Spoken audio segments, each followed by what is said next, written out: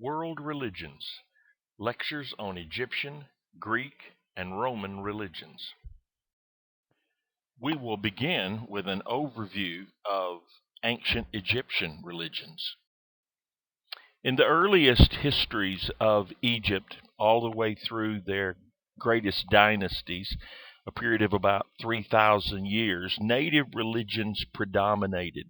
And they did until Christianity became very strong in Egypt about the 4th century AD.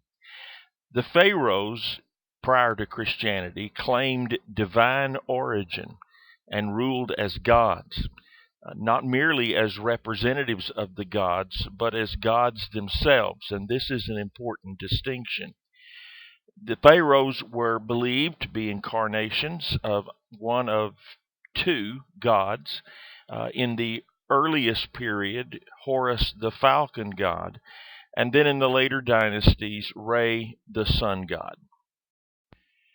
It was during this period, some 3,000 years before the ascent of Christianity in Egypt, that we can see the power of these ancient religions in everyday life in the country, see it expressed through such things as art and science. And this is especially true in the medium of architecture. Buildings were built largely to represent or to serve in some way the gods. Large structures such as the pyramids were built as stairways for the kings to ascend into the afterlife. The Great Pyramid of Giza is one of the prime examples of this building. It was an outstanding achievement built by Khufu, or in the Greek, Cheops, about 2494 BC. Anytime one ventures to study religion, the cosmos, C-O-S-M-O-S, must be taken into consideration. The study of the cosmos is cosmology, which is a philosophy, actually. It's the branch of philosophy dealing with the origin and general structure of the universe, with its parts, elements, and laws, and especially with such of its characteristics as space, time, causality, and freedom. In other words, cosmology ventures to answer the big questions. What is all of this around us? What's it doing? Where did it come from? Where is it going? Who is in control? And what's my relationship to it? And every religion has a concern with the cosmos and has its own cosmology. And the Egyptians were no different than anyone else. Their cosmology began with the gods and the goddesses. In the beginning, in the earliest days of Egyptian religions, their thinking was predominated by 8 lead gods.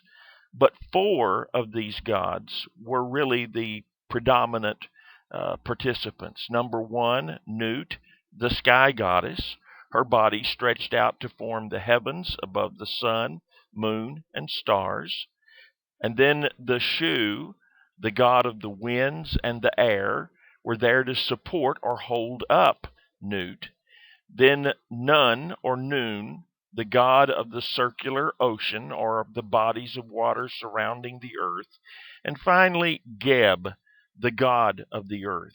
Now, one thing should stand out as you make note of these, especially of Nut, is that the god or goddess, him or herself, were actually the elements. There was no separation between the two.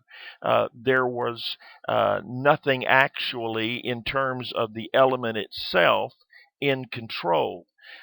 There were subordinate gods who were, as in the case of Shu, supporting Nut.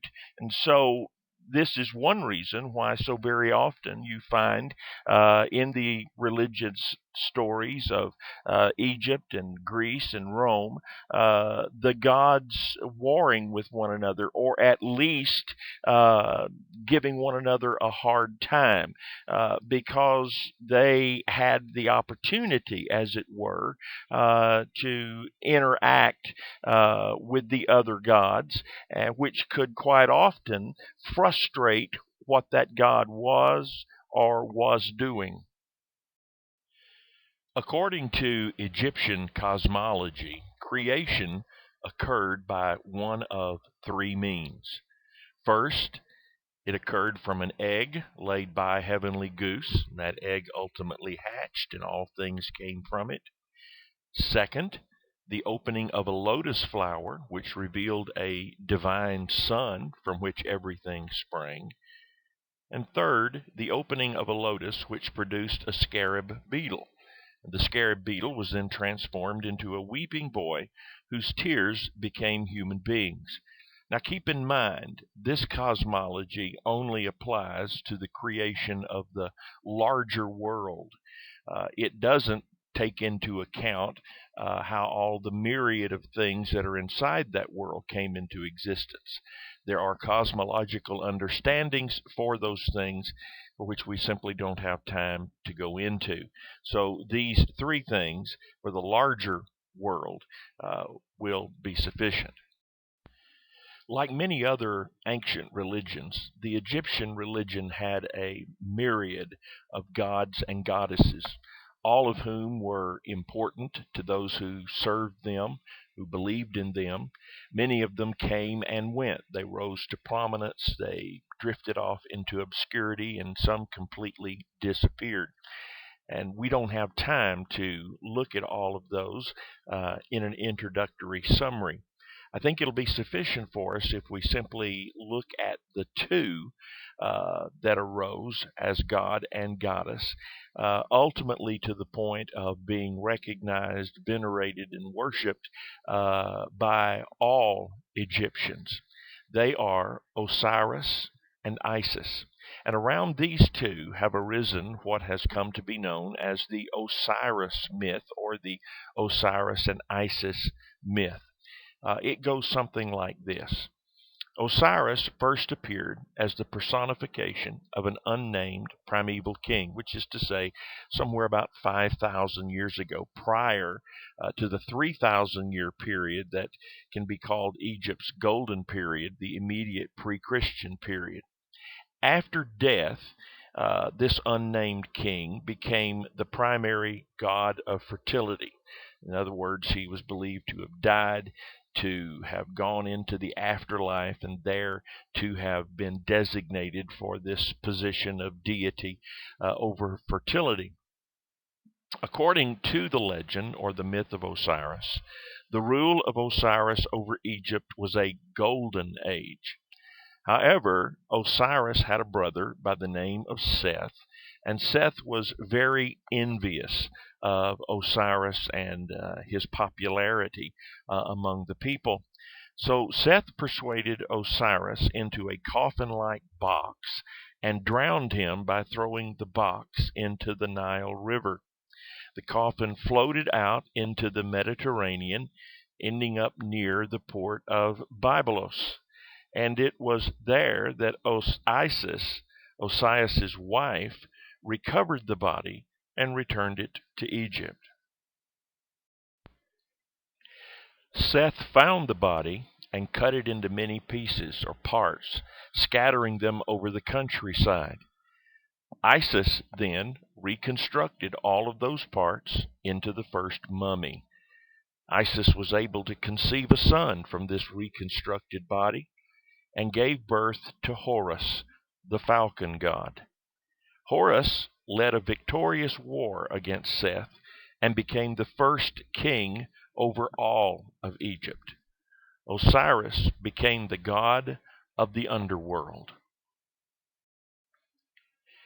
In time, Osiris was honored as the giver of immortality. Many believed that devotion to Osiris guaranteed a good afterlife. Isis was honored as the model of dignity and fertility. And as I noted earlier, these two ultimately were worshipped and honored, venerated by all Egyptians in these positions. Ancient Egyptians did believe in the afterlife, or that there was something, some form of existence beyond this life here and now. Their scheme for understanding the afterlife is very complex. And again, we don't have time to go into all these details.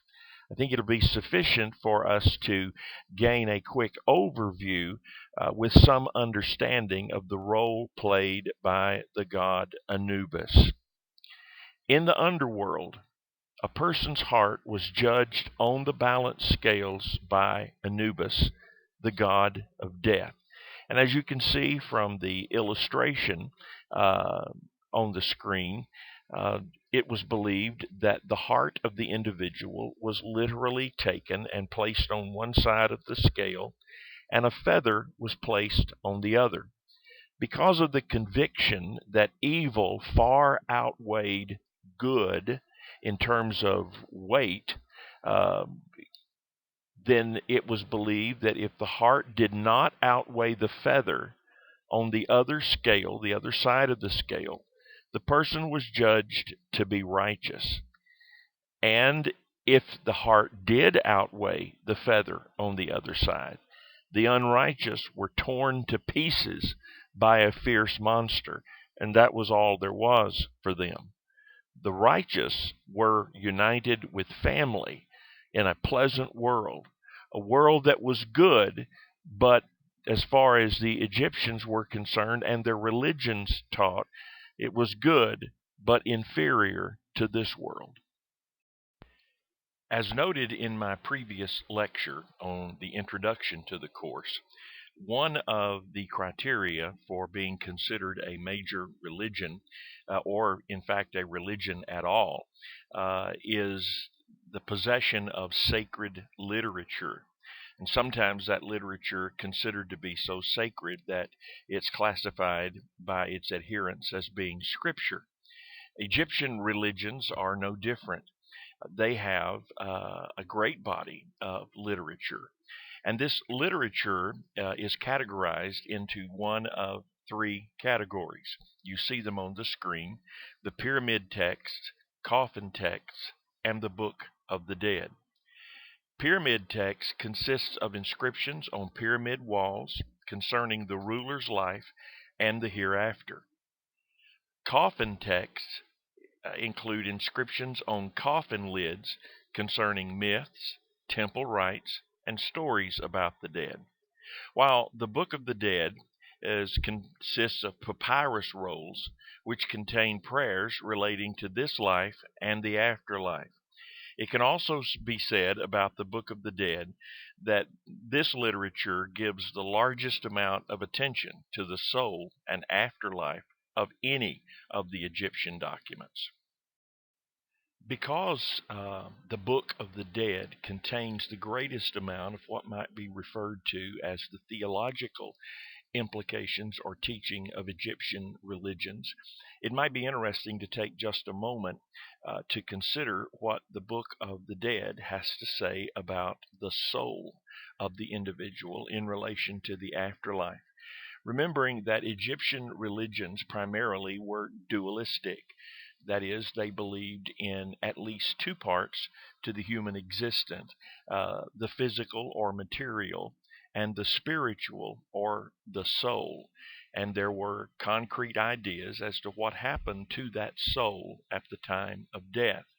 According to the Book of the Dead, the soul consisted of three elements, and each acted at the time of death. First, there was the Ka, a kind of double of the person, and this was united with the body at death and remained in the tomb, needing food offerings for survival.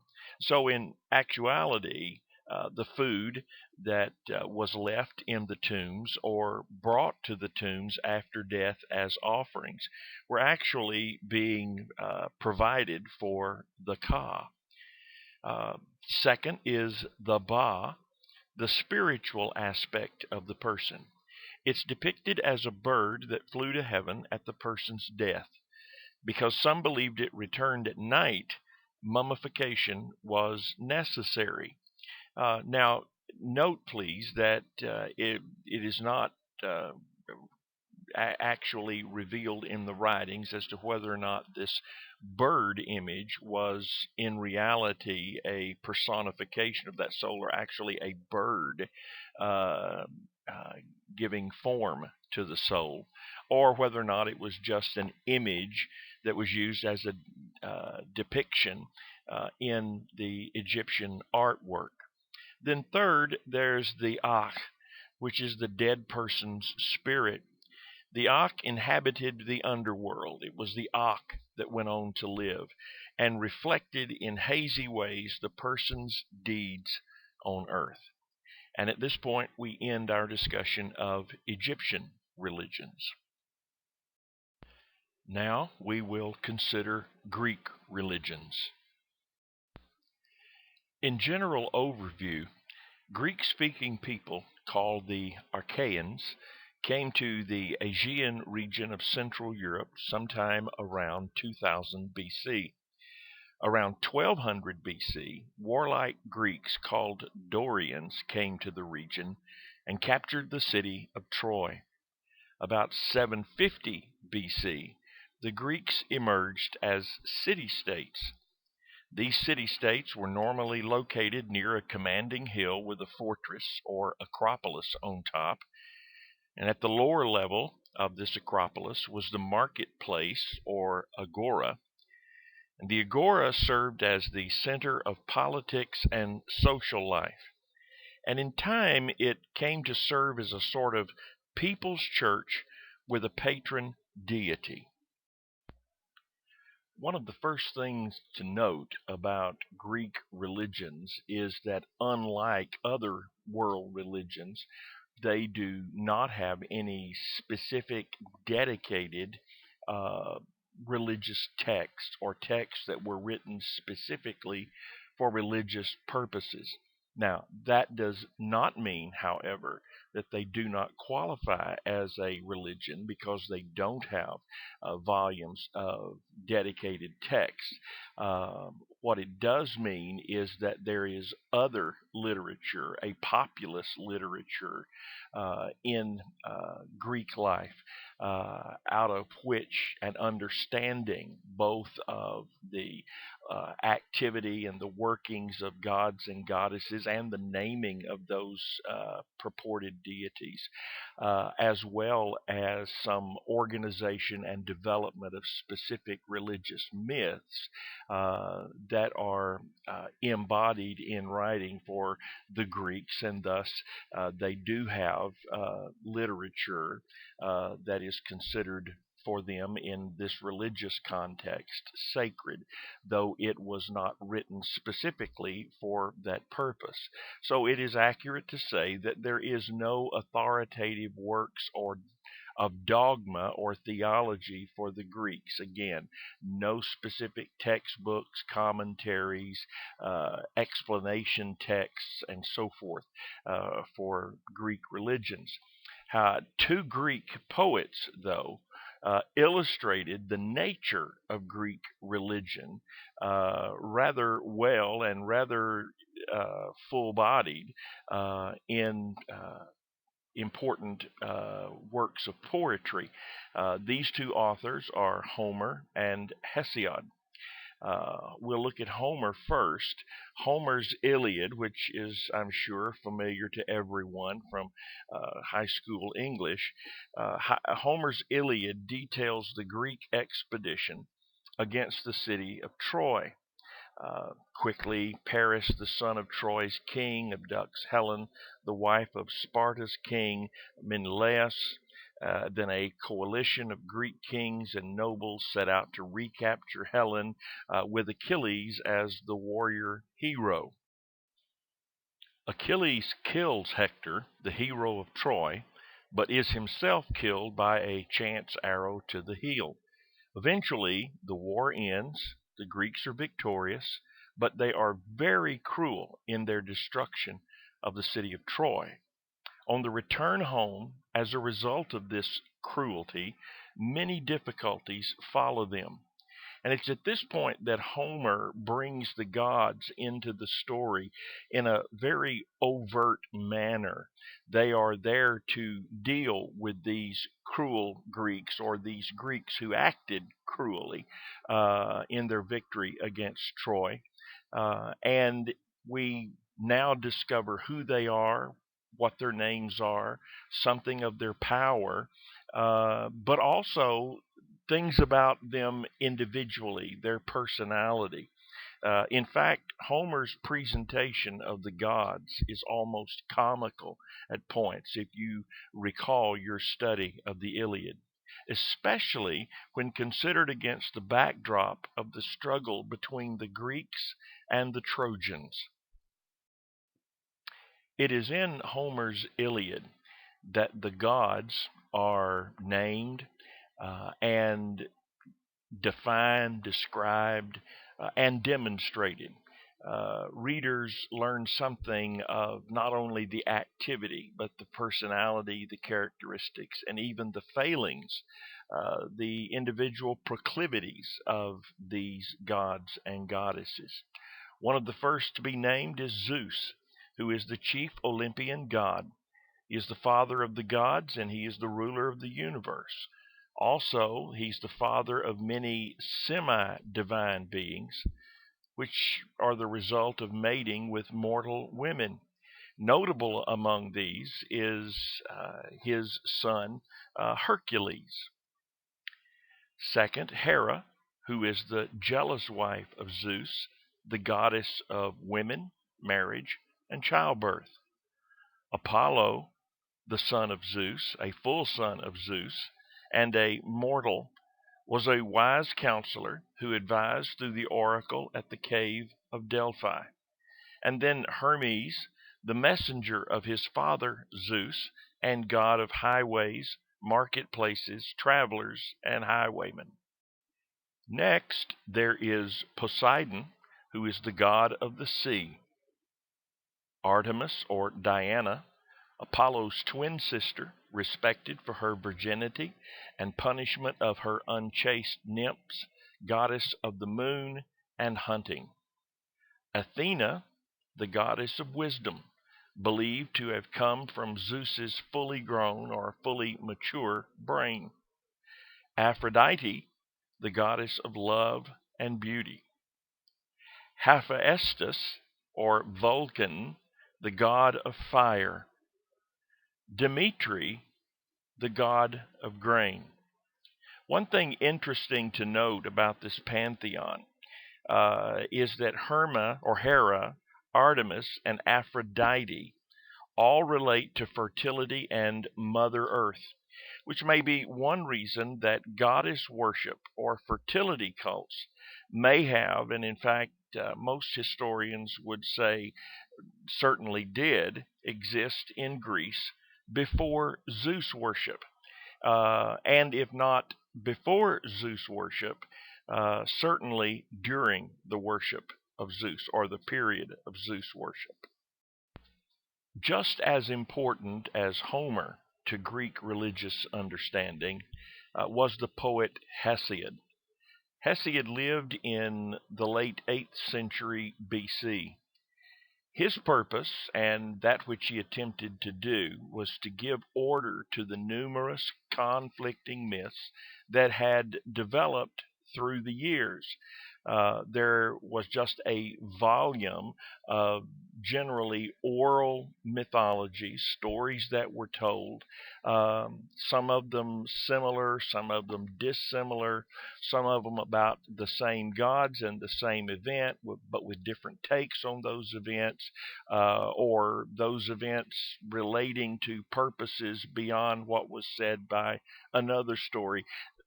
In general, it was just highly confused.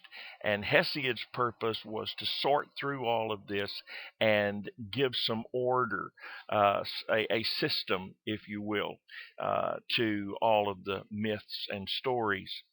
He wrote that the world was created by four primary spirits: chaos, or space; Gaia, or earth; Tartarus, the abyss or underworld; and Eros, love. In Hesiod's account, Gaia created Uranus, or heaven, and takes him as her husband, giving birth to the Titans, monsters and hundred-headed giants.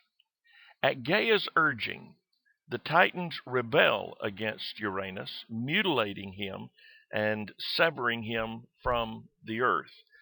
Not a very happy situation.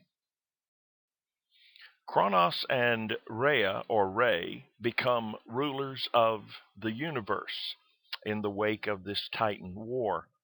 Believing that he would be destroyed by one of his children, Kronos swallows each as they are born, except for Zeus, who is spared by his mother. The Titan Prometheus deceived Zeus and stole fire from heaven. Zeus sends Pandora, the primal woman, to plague men and binds Prometheus, after which he leads the children of Kronos into a battle against the Titans, and the Titans are defeated and thrown into Tartarus. So long, Titans. Zeus's brothers, Poseidon and Hades, become rulers of the sea and the realm of the dead. Given the significant amount of ongoing intrigue and conflict and bickering between the gods, both between the gods themselves and between the gods and human beings, as humans were often, according to the myths, used as pawns for the purposes of these gods, that Hesiod would teach that there were actually pleasurable times fostered by the religion. And this is especially obvious in Hesiod's teaching, emphasizing the importance of year-round festivals celebrating the gods. Now, in Hesiod's account, religious observances are confined more to recognition of the gods than to moral concerns, and to recognizing things about the gods, again, that relate specifically to a good time, to pleasure, to what in the Greek understanding, or at least in the Greek religious understanding, made life good and bearable. Now, it's important to note that statement, that it was more in recognition of the gods than giving emphasis to moral concerns. During these festivals, all moral restraints, or the majority of moral restraints, were just cast off. And so, without giving any thought necessarily to what would normally be considered proper morals or ethics, all restraints were tossed aside, and it was simply a matter of letting the good times roll and giving honor to the gods for these moments of escape and pleasure. Dionysus, the god of wine, received many, if not most, of these festivals. Every spring, a major 6-day festival was held in his honor. And one day in this spring festival always included drama at a theater named in his honor, and most of the time the drama was something specifically about him, honoring him. In all, though, for Dionysus and others, there were about 30 festivals, religious festivals, that were held annually in Athens, some of them over numerous days. Another significant feature in Greek religions were the number of mystery religions, or mystery cults, that existed alongside the major strands of the religion as set forth in both Homer and Hesiod. These secret cults, or mystery religions, as I said, existed in addition to the public worship of major gods. So whenever we say secret cults or mystery cults, we mean that very literally. These were groups that met in secret, kept their practices, their beliefs, their rituals very secret, except, of course, for the faithful and initiated. They were the result of dissatisfaction with the traditions as they existed. As the Greek world and the Greek Empire slowly began to crumble, there was this growing dissatisfaction with most everything related to Greek life. The emphasis on academia and great learning, the political systems, and the social structure, and of course, religion came into strong disrepute. And the traditions that underscored those things were the things that these mystery cults and religions sought to deal with, believing that if you get rid of the undergirding tradition, you can get rid of the practices and the entities that are built on top of them. Most of these mystery religions were linked to agriculture because of its representation of fertility, birth, the life cycle, death, new birth.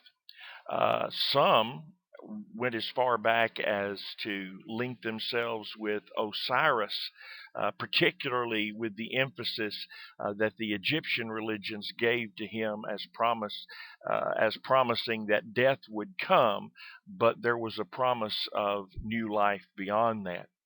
A major mystery religion was the Dionysians, driven by the need for emotional satisfaction in religion. You remember again the festivals to Dionysius or Dionysus, and these were events again where moral restraint was cast aside.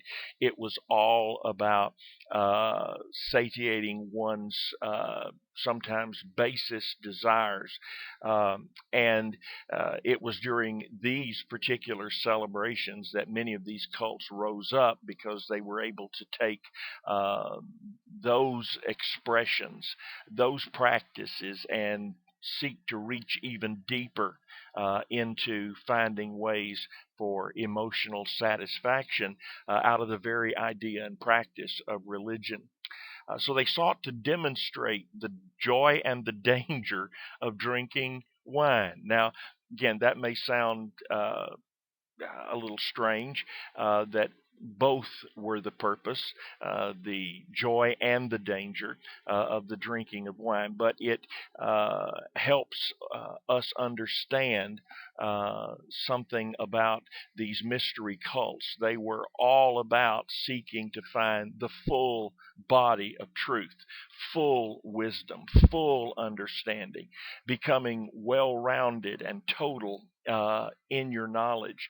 Now, while that may sound to some as very appropriate, what ultimately happened and what became very obvious during the days of the New Testament, for example, is that those who followed these mystery religions, which continued in the Roman Empire, began to claim that there was knowledge and wisdom that was beyond anything that had been expressed or taught up to that point, including the teachings of Jesus. Some of these groups sought to connect themselves with Jesus and say that Jesus was only able to give a portion of his wisdom while he was here, and that there was much more that he had to say that had been revealed to them in their search for wisdom, and now they were here to provide that. So, again, the whole idea of looking at the joy and the danger of drinking wine was not meant to be an oxymoron, but to illustrate a point that these cults were all about gaining both sides of the argument. The rites involving orgiastic dances, ecstasies, and initiation ceremonies.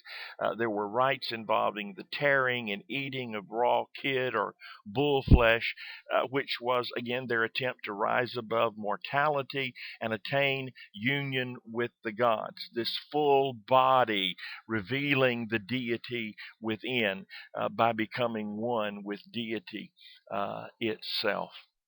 And with this, we bring to conclusion the study of Greek religions. Now we will take a very brief look at ancient Roman religions. One of the reasons this look at Roman religions can be so brief uh, is the fact that there are so many parallels to Greek religion. In fact, in essence, what you have is the Romans borrowing very heavily from Greek religions to the extent that they basically borrowed the structures, they borrowed the organization as laid out. They borrowed some the gods. They renamed them, but they borrowed the gods. They borrowed traits. They expanded on some of those traits, and they provided a little tweaking on the characteristics. But basically, they used the Greek structure. So there are numerous parallels to Greek religion. As I said, they shared many of the same gods, but they gave them different names. For example, Zeus, the chief god, became Jupiter. Hera, the wife of Zeus, became Minerva. Hermes, the messenger god, became Mercury. Aphrodite, the goddess of beauty, became Venus. One of the interesting features of Roman religions is that in addition to the pantheon of general gods and goddesses, Rome also had state deities, and Romans in general held to state deities. Two of the most important of these state deities were Vesta, a goddess, and Janus, a god. These represented home life as heart and door. Now, understand the responsibility of a state deity. In Rome, the understanding of the state was as a composite of the body politic or the people. And in that sense, the family, the individual home and family, were very important in Roman society. To the point that deities were established that would have specific responsibility to guard and maintain the state by guarding and maintaining individual homes. And again, the two of the primary of these state deities for that purpose were Vesta and Janus. I think Janus is one of the most interesting. Janus was said to have two faces, so he could look both ways. Uh, in other words, reflecting back on the previous point, they represented home life as one, heart, and two, door. So the individual person and their heart, and keeping that heart right, and that heart committed to family, and that heart committed to state and to citizenship was one thing. Then the door, of course, was that place where people came and went, where good could come in, where evil could come in. And so Janus was there sort of in the center, it was believed, looking both ways, not having to glance from front to back, but being able to keep perpetual gaze front and back, looking at the heart, guarding the heart, looking at the door, and guarding the home against any sort of evil. January is named for Janus because it's a time for looking back and looking forward. Vesta's temple, which was located in Rome on the imperial palace grounds, her temple had an eternal flame, a flame that never went out, which indicated her protection of Rome. Vesta was attended by 6 virgins known as Vestal virgins, or the virgins of Vesta.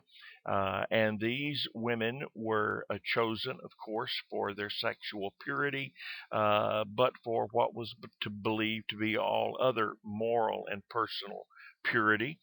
They were chosen from patrician families, which were the very best and normally wealthiest families in society. These young ladies were highly educated. They were skilled in all the social arts, hospitality, and in just generally good etiquette, good morals, good ethics, which is kind of interesting. They were trained to be the most hospitable. They were trained to be the best hostesses. They were trained to be the best homemakers. They were trained to be the most intelligent of women, and yet they were confined to this temple, and for their lifetime were not to leave the compound in which they lived on the palace grounds. Of course, there were numerous other state and personal deities um, that filled up the Roman pantheon. Many of these other deities personified abstractions of things that were important to the Romans, or in other words, they took the idea, the mental concept, and turned it into something that could be seen, held, touched, and understood as a visible reality. Uh, and they did this with such things as health and peace and fortune, plenty, and justice, and using justice as an example of this personification.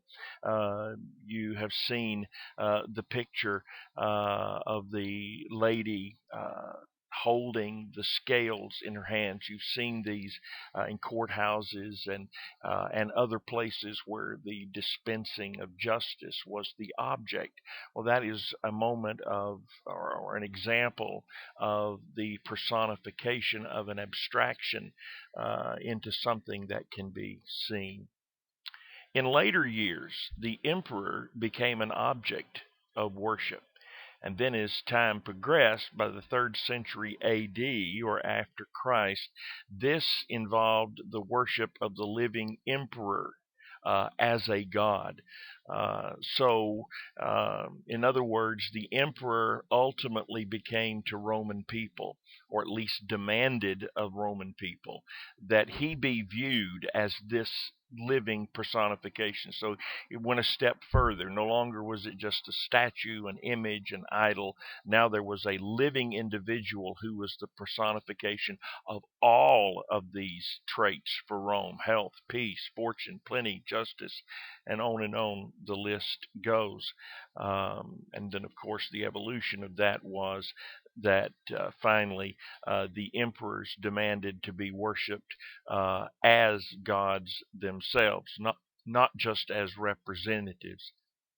This caused great harm and persecution for the emerging Christian church.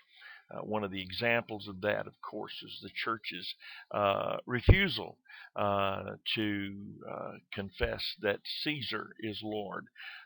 They would only confess that Christos, or Christ, is Lord. And so there were 10 separate periods of persecution on the Christian church that was largely a result of this evolution of the emperor moving from an object of worship to being worshipped as a god himself. And with that, we end our overview of Roman religions.